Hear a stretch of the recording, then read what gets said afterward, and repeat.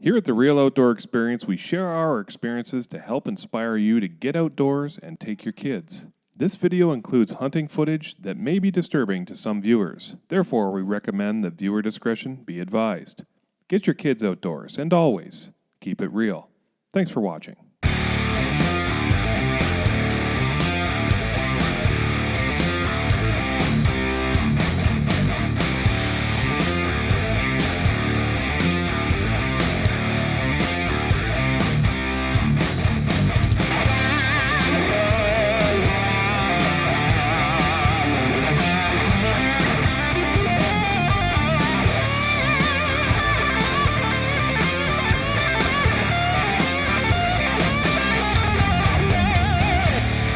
Real Outdoor Experience is brought to you by Fast Track Performance. Share our passion. Beckner & Sons Trailers. Bullseye Sports, Canada's sports shooting supply source, and Turkey Toque. Tag 'em, toque 'em, and take 'em home cleanly. Hi everybody, it's Carlin and Ian from the Real Outdoor Experience. Thank you so much for joining us today. It's an epic story. It's the story of our spring bear hunt in Ontario in 2016. All I can say is it's not for the faint of heart. I guess that's the way that I described it the whole week we were there. It was an experience that I've never had before. This was the first time I've ever been bear hunting. Ian's been bear hunting before, and let me tell you folks, what a adventure it was. We'll tell you about it right after this. Fast Track Performance is your local dealer for everything Arctic Cat and Kawasaki. Fast Track is a full-service dealer with a friendly sales staff and a dedicated and knowledgeable service team. If you need accessories, parts, or just want to browse their over 10,000 square feet of inventory, get there today. Fast Track Performance is your local dealer with a down-home feel. Check them out at www.fasttrackperformance.ca. Share our passion. Welcome back. Thanks for staying with us. So, Ian, I know you've hunted bears before. How would this compare? How would this whole adventure compare? Well, I think that hunting with dogs and using hounds as part of your pursuit and part of your hunt was nothing that I'd ever done before. Never hunted with dogs for deer or moose or bears for that matter. I didn't know what to expect, but like you said, not for the faint of heart and frankly not for the out of shape. When you hear about it on paper, it's, okay, you let the dogs go, they're going to tree or bring a bear to bay, and you just walk up and shoot it. I'm open-minded when it comes to any type of hunt. I'll never say that type of hunting is unfair or that's not in the spirit of fair chase.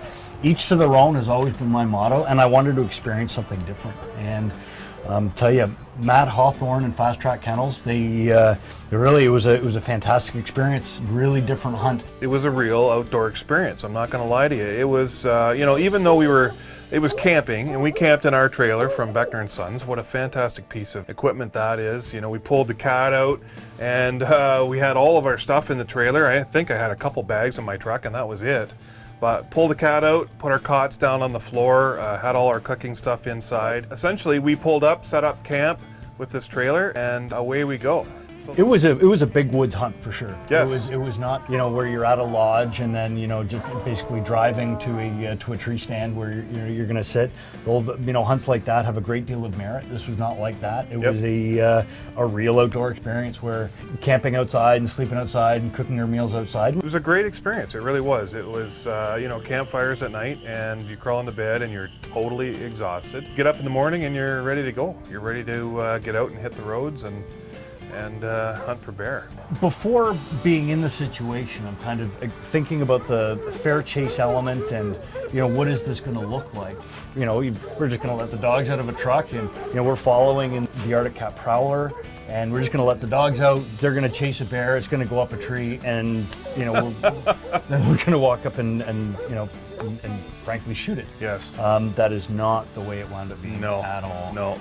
It was intense. It was intense. It really was. And again, it's beautiful to be in the woods. You've got to enjoy being in the woods if you're ever going to enjoy hunting. Yeah. Whether you actually have a successful harvest and put a tag on an animal, if you don't enjoy that process of just being in the woods and being out there, then it would be grueling. The bugs were insane. Check out this little clip that I took from my phone to show you what the bugs were like. So it's Carlin and Ian here from the Real Outdoor Experience. And I don't know if you can see these black flies on this video, but oh my gosh, they are keeping it real. The bugs are insane. The dogs wear GPS collars, and Matt, the guide, has a receiver that shows where the dogs go, and he's working bait sites. Drives up to the baits, and if bears had been at the baits, the dogs just light up and just start barking and howling in the back of the truck. Like, okay, well that's a hot strike, bears were here. So then we pile out of the truck or the ATV, whatever vehicle we were in, and take a look at the ground, and if we could see small tracks or cub tracks that were there, it's not a bear we're going to hunt. We're going to move on to the next bait site. Exactly the same thing. The dogs lit up, bears were there, get out, take a look at tracks, and you get onto a big track. Like, okay, that's a bear we want to pursue. And Matt had 11 dogs. He'd get a dog out of the back, get it onto the track, and right away it's on the track, and boom, and so fast. Yeah. These dogs were incredible. And I didn't get why you wouldn't just let all the dogs go and, sort of have at it. And want to get the bear running in a certain direction to make sure that it was a bear that we wanted to pursue and that it wasn't a bear with cubs. And Matt was trying to eliminate that possibility through every step of the process. So once the dogs have got a bear at bay and they stop moving, they're like, okay, now we got to get there. And it's a mile as the crow flies from where we are. Yeah. Up there, way up there. And we got to get all of our stuff ready, camera equipment and guns, but then a mile as the crow flies, up hills and down ravines and through swamps and around lakes, and finally getting to dogs, and that could take an hour and a half, 2 hours to finally get there.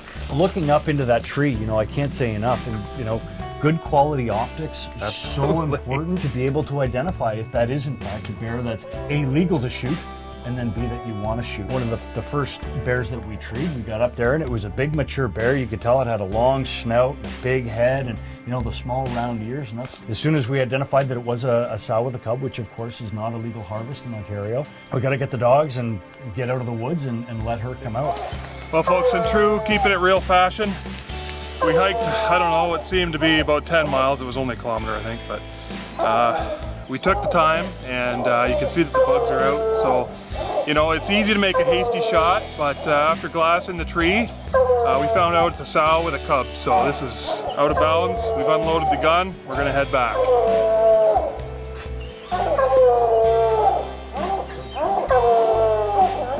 Coming up onto the next bait, and all the dogs started going, but there was one that was just I think it was Bert, maybe. Was that you? It sounded like you.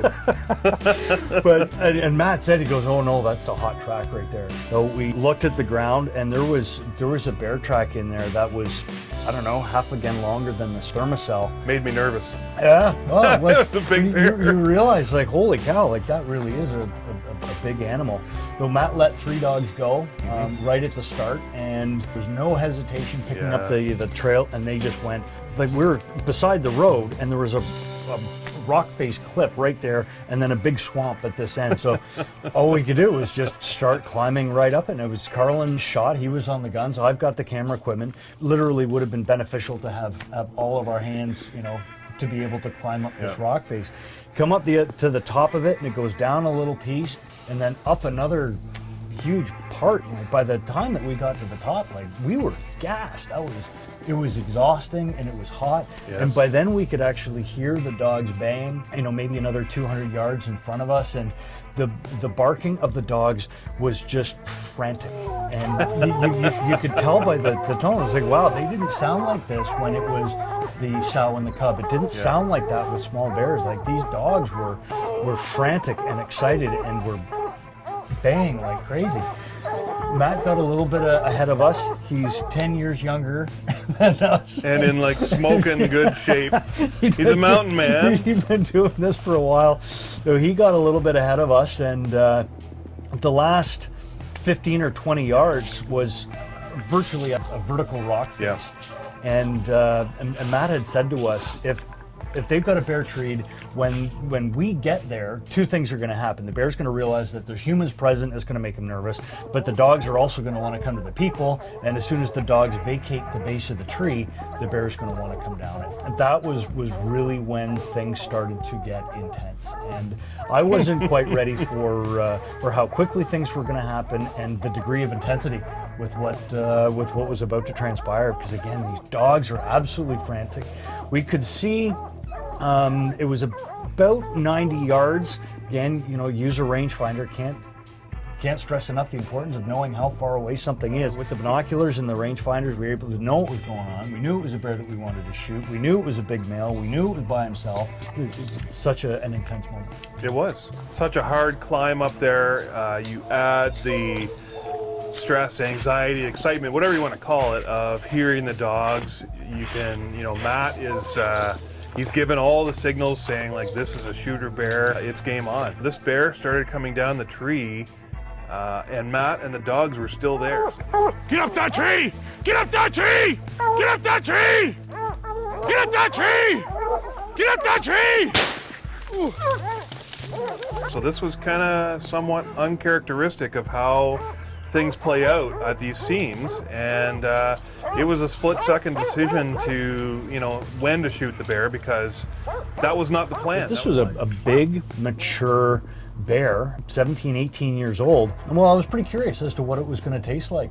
And I made the tenderloins for my wife. It was fantastic. It's slow cooking it. It's not a meat you're going to cook fast like you would a prime rib, but it was absolutely beautiful. Brought it up to about 155 degrees and let it rest. It was probably in around the 160 to 165. Medium to medium well side, which is where you want bear, because trichinosis is an issue. You don't want to eat it rare or certainly undercooked. If you have ever thought about bear hunting, it's not something that I personally would recommend that you do for the first time by yourself. Matt Hawthorne with Fast Track Kennels, he took care of all the knowledge side, and we took care of all the other stuff. So hook up with an outfitter, whether it's Matt or somebody else, try it out. It is, like I said, it was an epic adventure. Just something that I'm going to remember forever. The only regret I have is that I didn't have my son there, so he could have experienced it too.